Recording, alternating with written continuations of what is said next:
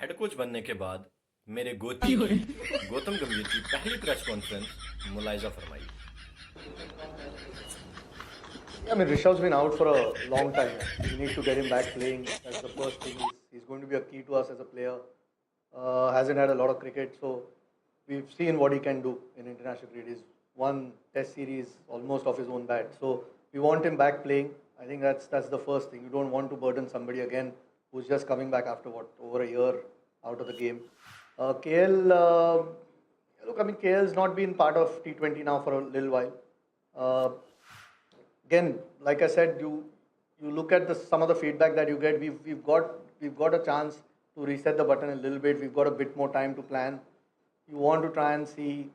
I mean, this time T20, frankly, when Hardik did get injured, was a little bit of a challenge. At that point, Rohit wasn't playing, and Rohit was still around.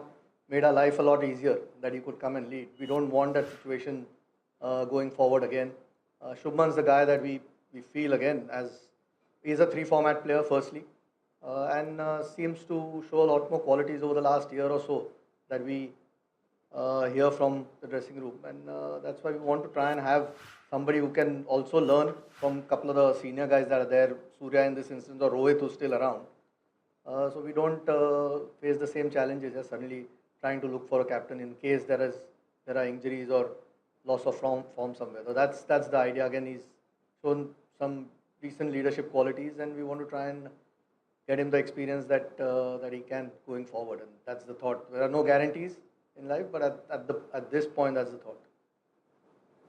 Uh, I have one question each for Ajit and Gautam. Ajit, Rishabh Pant, ever since his return, he's mainly played T20 cricket. So, how did you weigh his performance, or how did you take a call of leaving Sanju Samson out of ODIs and playing Pant as the second wicketkeeper for the first?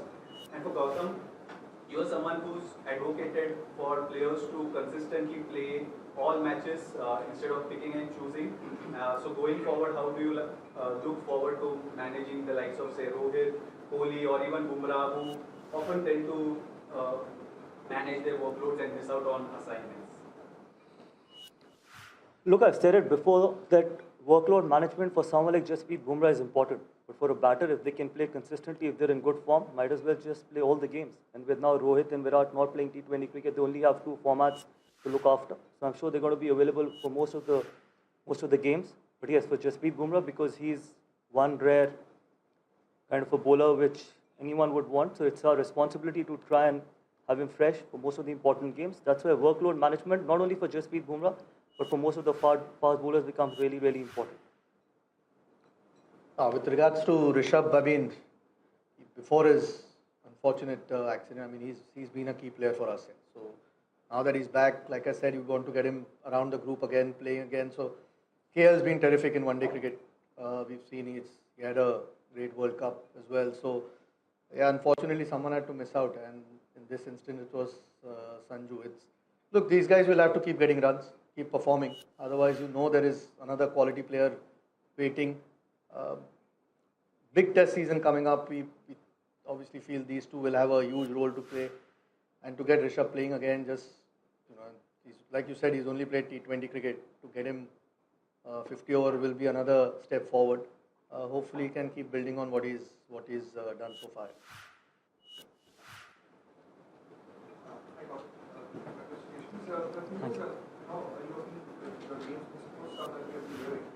You're both with most of them. So what is the road ahead? Like how do you plan to get all of you together? What's the thing? Have you had a conversation?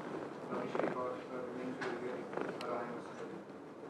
See, this is going to be the crux of the support staff. But then, as I said, that we still have 1 month after the Sri Lanka tour. Obviously, we'll try and finalize after the Sri Lanka tour. But importantly, yes, I've worked with people like Ryan. I've worked with Abhishek very closely in last 2 months, especially during the IPL. So obviously enjoyed working with them. Absolute thorough professionals, both Ryan and Abhishek. Hopefully they can have a really successful stint with the Indian team. There can't be a bigger, better opportunity.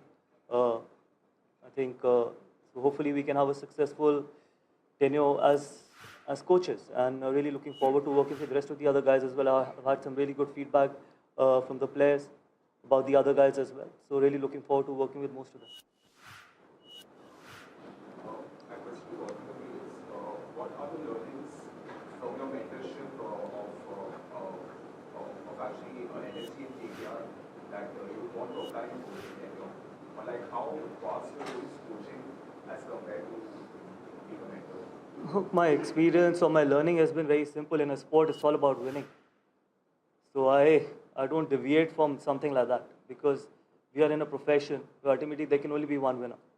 And we try and play fair, we try and play hard, and more importantly, we try and come back in a winning dressing room and a happy dressing room. And a happy dressing room is a winning dressing room. So very simple. See, I think I don't like complicating things. That's the kind of profession I'm in, and hopefully we can continue that way. Ultimately, it's the players' team.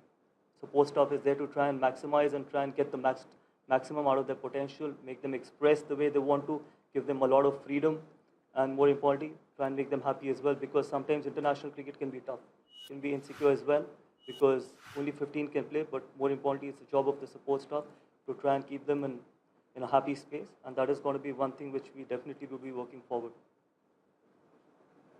My question is for Hardik and Gambhir. Are you looking to have or planning to have specialized teams for all different formats? And is Surya's name being considered and discussed for ODI team as well against India? Sorry, specialist, I didn't. Are you looking to have or planning to have specialized teams for all three different formats in future? And is Surya's name discussed for the ODI? See, eventually going forward, these things happen. Like for example, Virat and Rohit and Ravindra is not there in T20. So it will happen. But can't say right now that they're going to be three different teams. I think T20 will obviously go through a transition with three seriously good players, world-class players, retiring from T20 format. But yes, in 50 overs and Test cricket, I'm sure I think the more consistent we can be, the better it is going to be. The more players who can play both the formats, it is always better for any team. So that's my opinion. I think Chairman can give his opinion. That's what I feel. Yeah, I think on the same page, really. I mean, you don't decide having three different teams. If you got players who can play all three formats, then you include them here, because that means they're quality players. So it's just to try and find the best balance for the format that you're playing, whether that means it's the same players across three formats or different. It's just what works for the team at this point. You can already see, I mean, there are enough players who are good enough to play all three formats, and that's the case. I don't think it's anything's pre-decided. Eventually, you try and pick the best 15. Sorry? Not in ODI. Surya in ODI. No, we haven't discussed Surya at this point. In ODI, Shreyas is back, KL is back. They've had great World Cups. Rishabh is back as well. So there is some real quality through that middle order. So no, I think at this point, Surya is a T20 player. Take last quick question. Yeah. I have a question for Paul. Considering the rock to the test season coming ahead, have you had decisions who would like most of the test regulars to play at least one game in the I haven't discussed with Gautam yet. This is the first time we've met, so yeah, we've had a few conversations. But we will look. It's not always easy, but there will certainly be enough players out of that squad that are likely to play that first game at least, because that's the only game that they can really play, that Duleep Trophy game. So we'll probably sit down and discuss which guys really need to play, and it's always nice just for the competition as well. If all your top players come and play, it's not always easy with such a packed and a long season. So it's sometimes tough for the players to, if they have a week off somewhere, to make them do that. But we'll try and see what we can do, and there will be certainly some players out of that squad that will be playing. Last two questions. can you put a support staff? I mean, did God once you had requested BCCI specifically? And who are they? And who will be going into Sri Lanka? Like, I mean, Abhishek Nayak can about what role he will be playing. No, really happy with BCCI. They've agreed to most of the things what I've asked for. So I was surprised when I was reading all those news. But yes, as I just mentioned before, I think the crux of the support staff will remain what it is right now. But then we will finalize once the Sri Lanka tour is over. Yes, Abhishek as assistant coach, Ryan Tendeshkate as assistant coach. I personally feel, I think there could be assistant coaches who can probably involve themselves more in all the three departments rather than just focusing on one. And that is the reason why we now have two assistant coaches as well. And that is the way we're going to go forward as well. But yes, you'll get to know the exact support staff once the Sri Lanka tour is over. And for Sri Lanka, who all will be going? Yeah, Abhishek Nair is there, Sairaj Bautule is there, Dilip is there, and Ryan Tendishkar is going to join in Colombo. Gautam, this is an obvious question that about Virat Kohli. You had a kind of history with Virat. Both of you are playing for the country, representing the country, and sharing good dressing room, as you said, happy dressing room. But still, there is a history. Cameras have captured. That cannot be erased. Yeah, good for the TRP, but my relationship is not public. What kind of a relationship do I share with Virat Kohli? I think it's between two mature individuals. On the field, everyone has got the right, I've said it many times before, everyone has got the right to fight for their own team, for their own jersey, and want to come back in a winning dressing room. But at the moment, I think we're representing India and representing 140 crore Indians, and I'm sure we're going to be on the same page and try and make India proud. And I share a very good relationship off the field, and we'll continue to do that. But yes, to make it more public, that what kind of a relationship, I think it's between two individuals. You had a chat with him after the I've had a lot of chats with him, but sometimes, sorry? after your appointment. No, we shared messages. I think it's not important what we discuss, how many chats have I had with him after my announcement or before my announcement or during the games, after the game.